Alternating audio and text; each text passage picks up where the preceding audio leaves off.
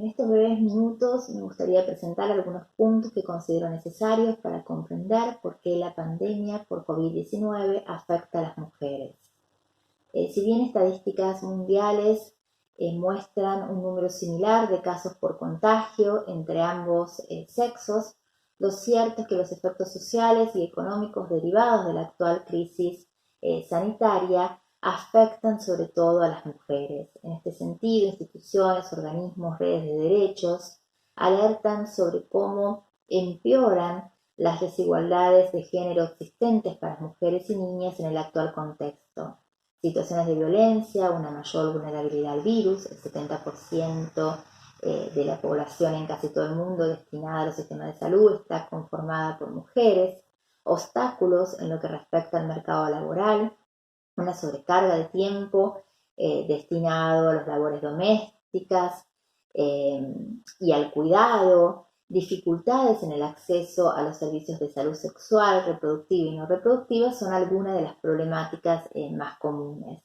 Respecto a las situaciones de violencia, lo cierto es que medidas de aislamiento social, preventivo y obligatorio tienen como contraparte que mujeres y niñas deban convivir constantemente con su agresor. En este sentido se dificultan los pedidos de ayuda y de contención a personas cercanas y mucho más la posibilidad de realizar una denuncia formal. Asimismo, el cierre de las escuelas ha implicado efectos diferenciales en las mujeres, que son quienes habitualmente realizan las mayores tareas de cuidado al interior de los hogares. A este trabajo que habitualmente realizan y que por cierto es un trabajo no remunerado, se anexa que muchas de ellas siguen también ejerciendo sus labores formales o sus trabajos formales a través del teletrabajo, por ejemplo, entre otras modalidades. Las mujeres también ven afectado su acceso a los sistemas de salud sexual, reproductiva y no reproductiva, por un lado en lo que hace a la obtención de métodos anticonceptivos,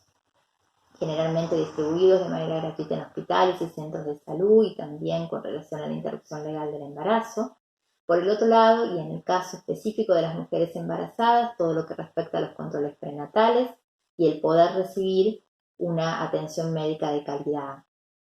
Las mujeres también son quienes mayormente sufren los efectos económicos vinculados al mercado de trabajo. Estudios recientes demuestran que las trabajadoras domésticas, por ejemplo, se ven especialmente afectadas por la situación de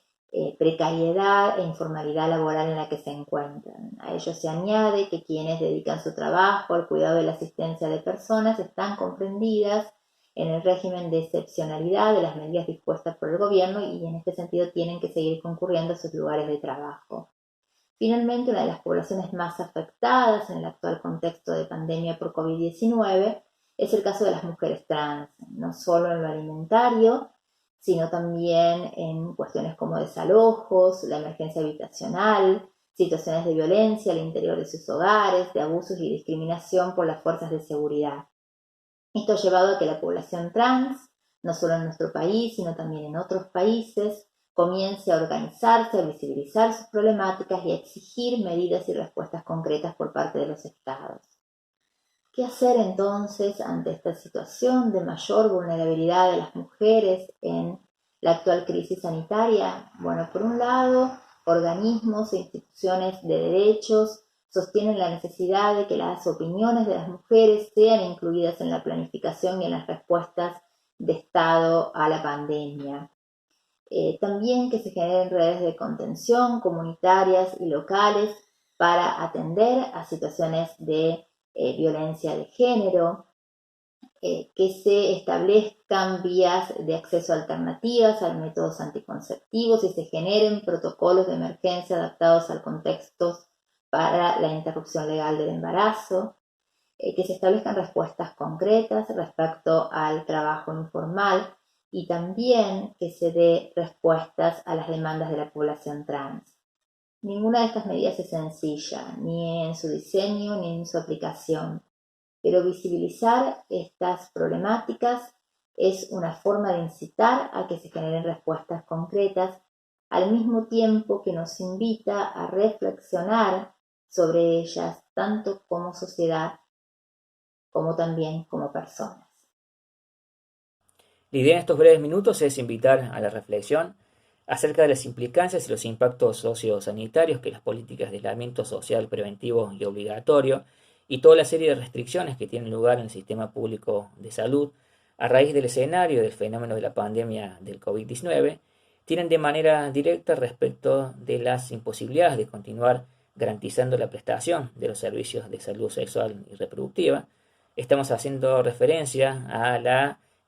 provisión y acceso gratuito a métodos anticonceptivos seguros y de calidad necesarios para la prevención de embarazos adolescentes y no planificados, la continuidad en los controles ginecológicos y en los tratamientos médicos para aquellas personas afectadas por enfermedades de transmisión sexual, pero en particular en todo aquello que rodea a las imposibilidades de responder de manera concreta y efectiva a las demandas de interrupción legal del embarazo. Como es de público conocimiento y a raíz de los recientes debates suscitados en la sociedad y en la política argentina con relación a la denegada ley de interrupción voluntaria del embarazo, se estima que en el país se realizan alrededor de 450.000 abortos al año, de los cuales la gran mayoría y el porcentaje de ellos son abortos realizados en situaciones de clandestinidad y de vulnerabilidad sanitaria. Es por tal motivo que el aborto ha sido planteado como una problemática de salud pública, en tanto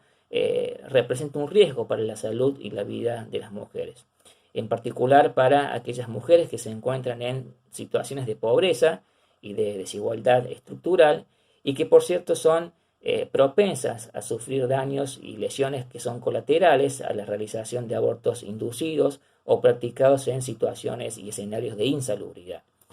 En este sentido, y en el marco situacional de la pandemia del coronavirus, tanto la Organización Mundial de la Salud como la Red de Profesionales de la Salud por el Derecho a Decidir y la Red de Acceso al Aborto Seguro en Argentina han establecido una serie de recomendaciones que tienen que ver con la necesidad imperiosa de declarar a la salud sexual y reproductiva y en particular a la ILE como servicios esenciales de salud. Entre dichas recomendaciones cabe remarcar el pedido de las organizaciones recién mencionadas de la no postergación de los servicios de consejerías para garantizar la provisión de métodos anticonceptivos seguros y de calidad, así como toda una serie de readecuaciones del sistema público de salud en orden a garantizar la realización de abortos de manera segura, lo cual supone la posibilidad de poner en práctica la realización de abortos farmacológicos de forma ambulatoria a distancia, para lo cual el acceso al misoprostol resulta un recurso esencial para las mujeres, lo mismo que la posibilidad de brindar espacios de acompañamiento vía telefónica o por WhatsApp para aquellas mujeres que deciden abortar. Lo cierto es que las políticas de Estado que se han venido implementando hasta el momento en Argentina han sido acertadas y en términos estratégicos han contribuido a la no propagación de la transmisión del virus, pero al mismo tiempo suponen toda una serie de desafíos que tienen que ver con la no postergación y la no suspensión de otros servicios de salud esenciales, como lo es en este caso la salud sexual reproductiva y la interrupción legal del embarazo. Es por cierto que el contexto del COVID-19 supone una oportunidad para fomentar y continuar el debate y la discusión en la agenda social, política y académica acerca de la relevancia que supone la inversión en la política pública y en salud y el avance en legislaciones como la ley de interrupción voluntaria del embarazo, en tanto la consideración del aborto como un derecho de ciudadanía y un derecho humano fundamental de las mujeres.